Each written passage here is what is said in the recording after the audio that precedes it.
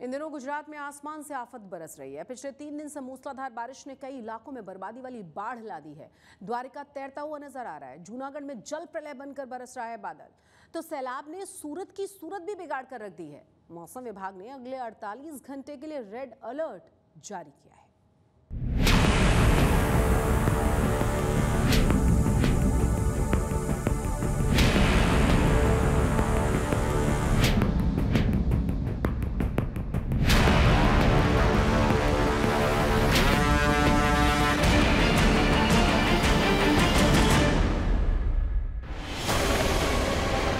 जिनके ऊपर लोगों को बचाने की जिम्मेदारी थी, वो खुद सैलाब में फंस गए। देखिए द्वारका के कल्याणपुर तहसील के पनेली गांव में कैसे सैलाब का कब्जा दिख रहा है। दरअसल यहां इलाके में फंसे 3 लोगों को बचाने गई एनडीआरएफ की टीम भी सैलाब के बीच फंस गई। आनंद फानंद में एयरफोर्स को इसकी खबर दी गई। इसके बाद एयरफोर्स के जवानों ने एनडीआरएफ की टीम को बचाने के लिए रेस्क्यू ऑपरेशन शुरू किया।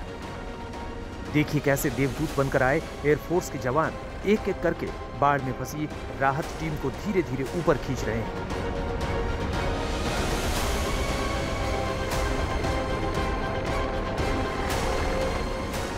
काफी देर की मशक्कत के बाद एयरफोर्स ने सभी लोगों को सुरक्षित एयरलिफ्ट कर लिया। द्वारका में 6 घंटे में 10 इंच की मूसलाधार बारिश ने पूरे इलाके को पानी पानी कर दिया।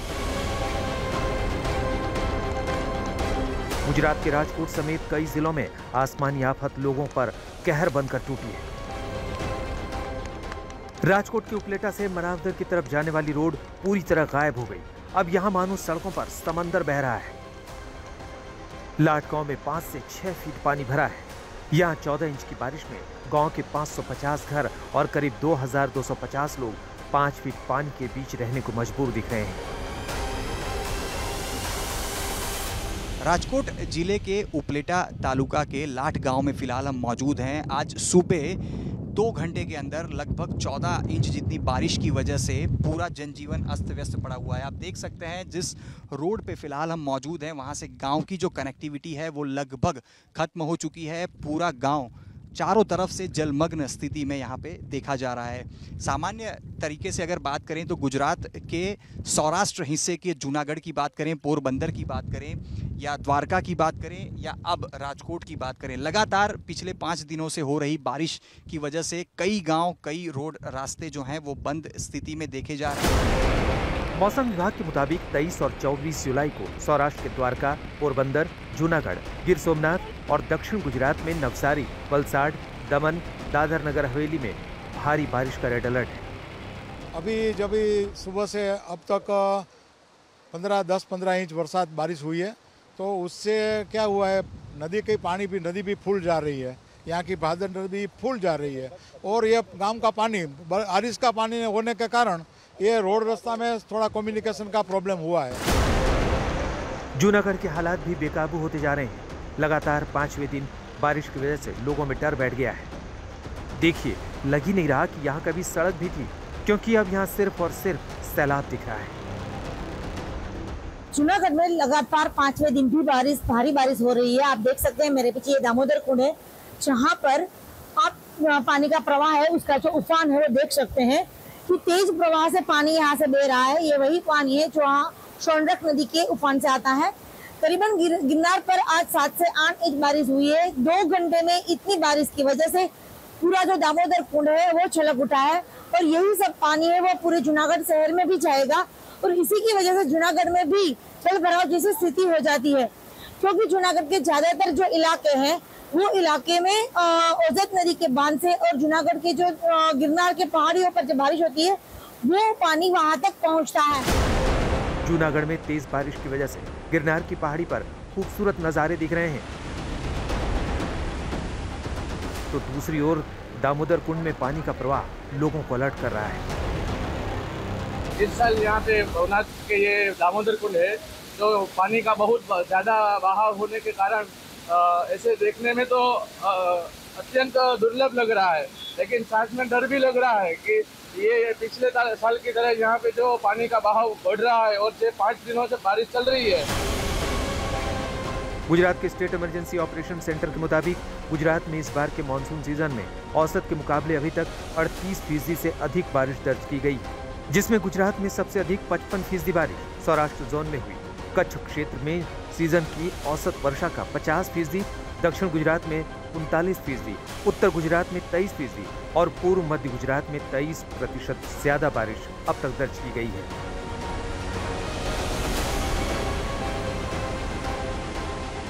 लगातार बारिश और उसके बाद बाढ़ ने बेहद खूबसूरत शहर की सूरत भी बिगाड़ दी है। सूरत के रिहायशी इलाकों में चारों तरफ पानी ही पानी दिख रहा है। लोगों को समझ नहीं आ रहा इस सैलाब के सितम से वो कैसे बचें। देखिए कैसे चंद घंटों की बारिश ने सूरत को क्या से क्या बना दिया। अब ये देखिए सड़कों पर जल भराव के बाद गाड़ियां पूरी तरह डूबी नजर आ रही हैं। कार और मोटरसाइकिल मानो चल नहीं तैर रही है। वीआईपी रोड पर महावीर कॉलेज के बाहर सड़क पर जल भराव के बाद कई कार और बाइक डूब गई। जूनागढ़ से भार्गवी जोशी, राजकोट से अतुल तिवारी और सूरत से संजय सिंह राठौर के साथ आज तक। मंगलवार यानी कि कल देश की वित्त मंत्री निर्मला सीतारमण संसद में देश का बजट पेश करेंगी। ये मोदी सरकार का 3.0 का पहला बजट होगा। बजट से ठीक एक दिन पहले आज आर्थिक सर्वे पेश किया गया। हर साल बजट से पहले आर्थिक सर्वे देश की आर्थिक सेहत का लेखा जोखा बताता है।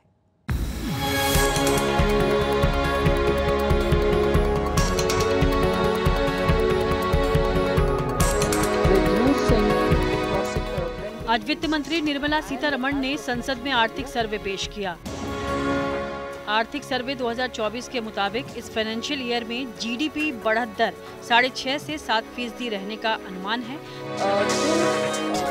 साथ ही ये भी कहा गया कि महंगाई काबू में है और जियोपॉलिटिकल चुनौतियों के बावजूद इकोनॉमी की स्थिति अच्छी है।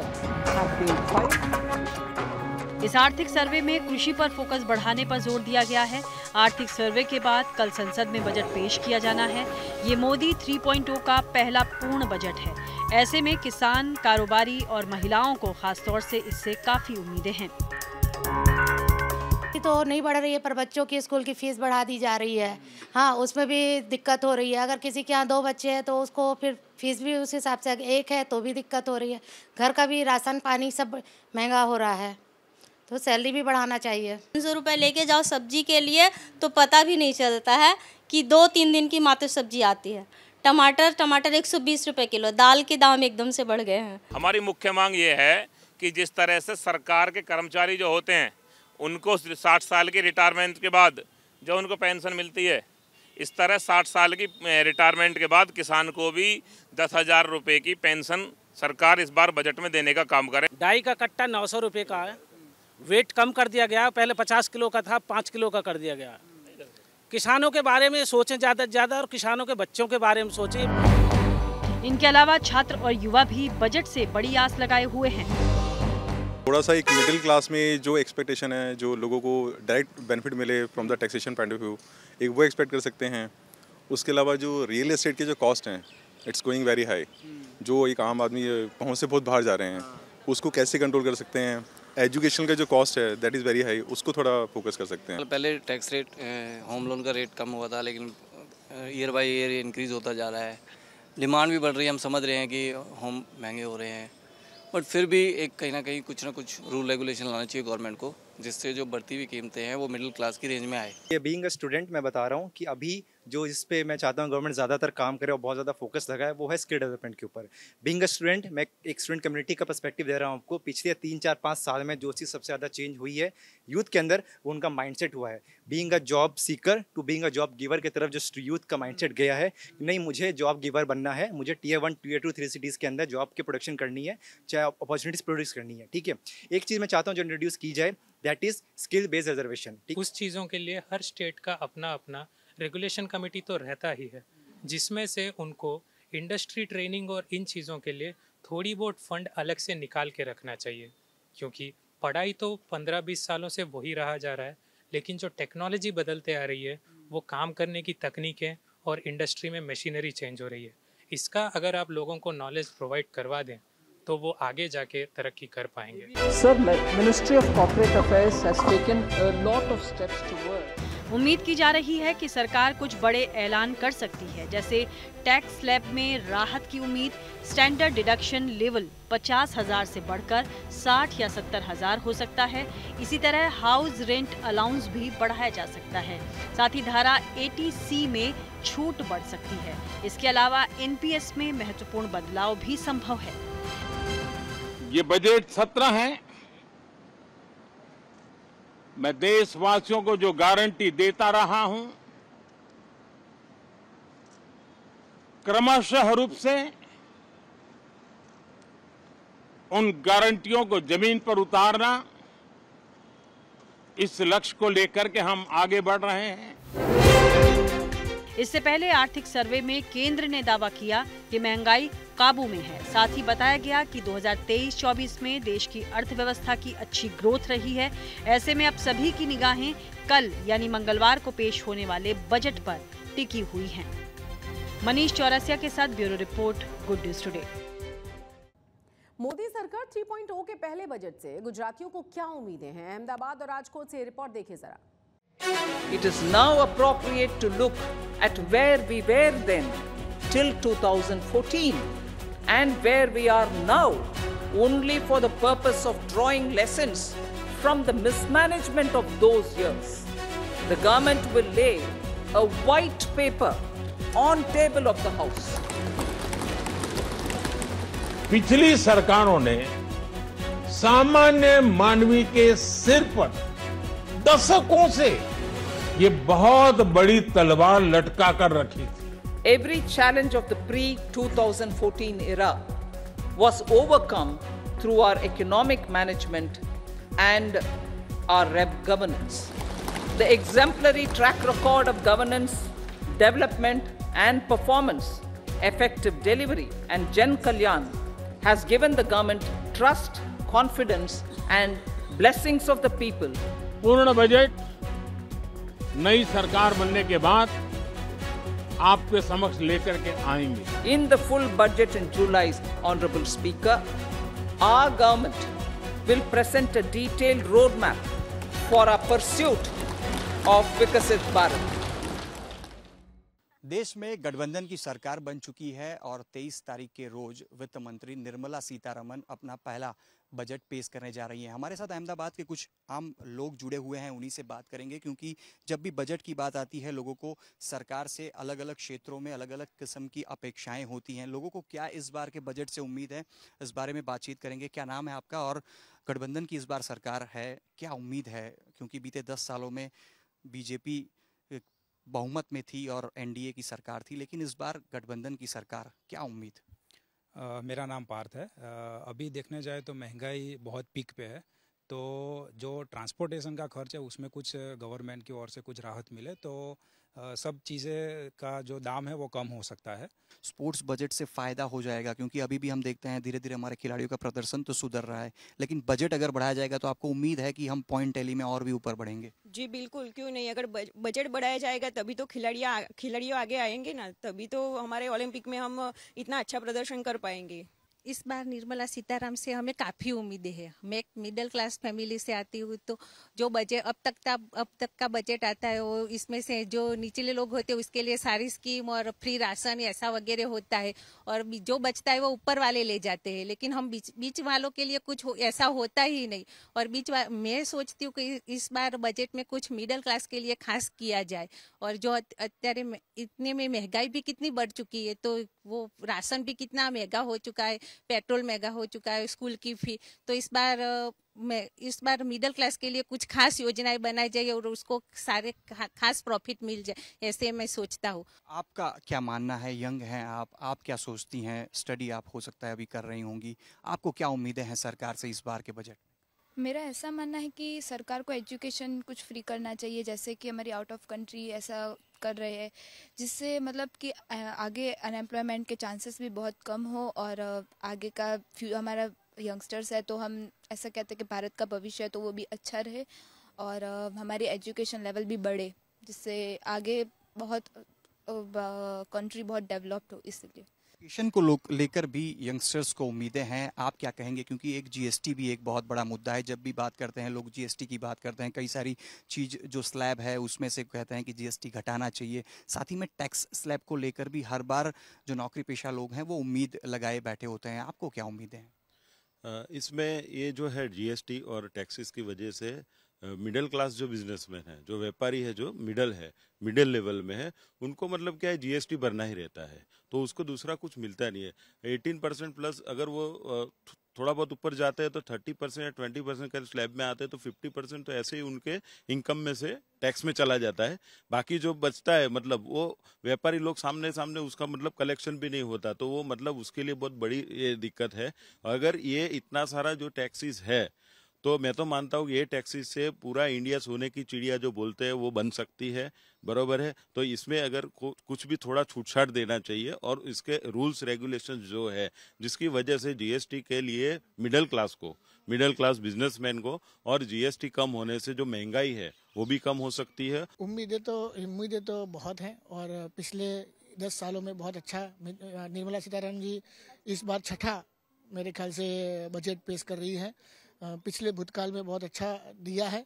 इस बार भी हम लोग हैं तो आम लोग तो इतना ज़्यादा नहीं सोच सकते, लेकिन वो बहुत अच्छी तरह से सोचे हैं। पिछला हमारा अनुभव अच्छा रहा है, इस बार भी हम जो आम पब्लिक है वो खुश हो, ऐसा हम प्रार्थना करते हैं। तो ये सारे अहमदाबाद के लोग जो कि उम्मीद लगाए हैं कि इस बार गठबंधन की सरकार है और गठबंधन की सरकार पहला अपना जो केंद्रीय वित्त बजट है वो पेश करने जा रही है। ऐसे में लोगों को रोजगारी को लेकर कई उम्मीदें हैं, जीएसटी को लेकर उम्मीदें हैं और लोग ये भी उम्मीद कर रहे हैं कि पेट्रोल डीजल जो कि लंबे समय से लोगों की मांग रही है कि सरकार उसका समावेश जीएसटी में करे ताकि जो महंगाई है कहीं ना कहीं उससे नियंत्रित किया जा सके। तमाम उम्मीदों के साथ अब ये देखना होगा कि जब बजट पेश होता है तो इन लोगों की उम्मीदें कितनी पूर्ण होती है। कैमरा पर्सन प्रीतेश रावल के साथ अतुल तिवारी, आज तक, अहमदाबाद। तीसरी बार केंद्र में एनडीए की सरकार बनी है।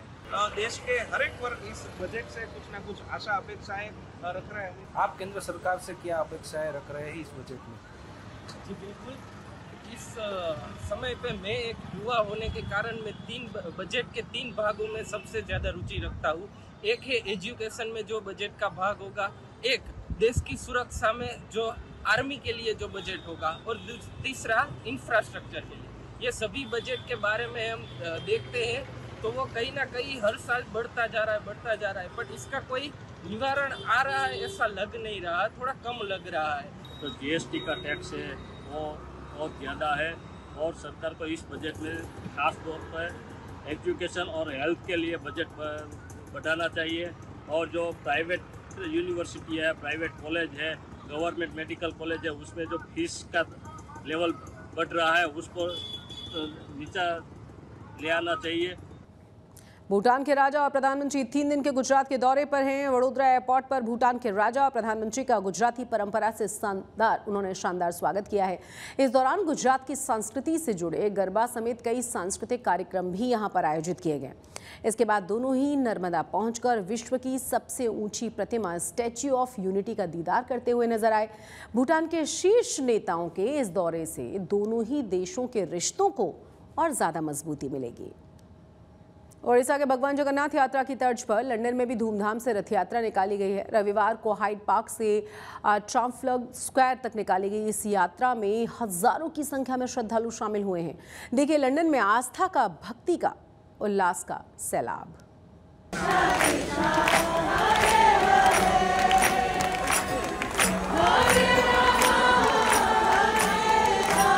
लंदन की सड़कों पर आस्था और भक्ति का उल्लास।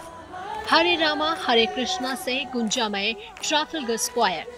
भारत से हजारों किलोमीटर दूर उत्सव और उल्लास की ये तस्वीरें लंदन की है, जहां रविवार को बड़ी ही धूमधाम से भगवान जगन्नाथ की रथ यात्रा निकाली गई। रथ यात्रा हाइड पार्क से शुरू हुई और ट्राफल्गर स्क्वायर पर जाकर खत्म हुई, जहां भव्य कार्यक्रम का आयोजन किया गया था। इस्कॉन मंदिर की ओर से आयोजित इस धार्मिक उत्सव में सांस्कृतिक एकता भी देखने को मिली। कोई यहाँ स्पेन से आया था तो कोई जर्मनी से। लंदन में रहने वाले भारतीयों की भरमार तो यहाँ रहनी ही थी। इस वक्त मैं हूँ विकास और अनय के साथ किफायती स्क्वायर में दर्शन करने आए हैं जगन्नाथ जी के। विकास जी, अपने बच्चों को यहाँ लाना और जोड़ना कितना मुश्किल है, आसान है? हमारे बच्चे अपने संस्कृति से जुड़े रहना चाहते हैं और इन लोगों की इन्होंने कभी अपोज नहीं किया और हमारी और मेरी ये रिस्पॉन्सिबिलिटी बनती है कि इनको अपनी संस्कृति से जोड़ कर रखें, उनको बताएं। और ये बहुत बड़ा एक ओकेजन है जिससे कि इनको पता चले कि हम भगवान और हिंदुइज्म में बिलीव करते हैं, क्यों करते हैं। और ऐसे फेस्टिवलों में मैं इनको बराबर ले जाना चाहता हूँ और इनको दिखाना चाहता हूँ।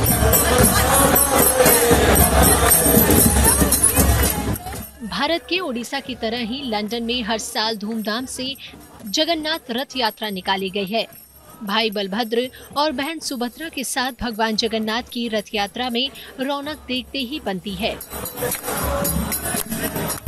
1969 में स्वामी प्रभुपाद ने लंदन में जगन्नाथ रथ यात्रा की शुरुआत की थी।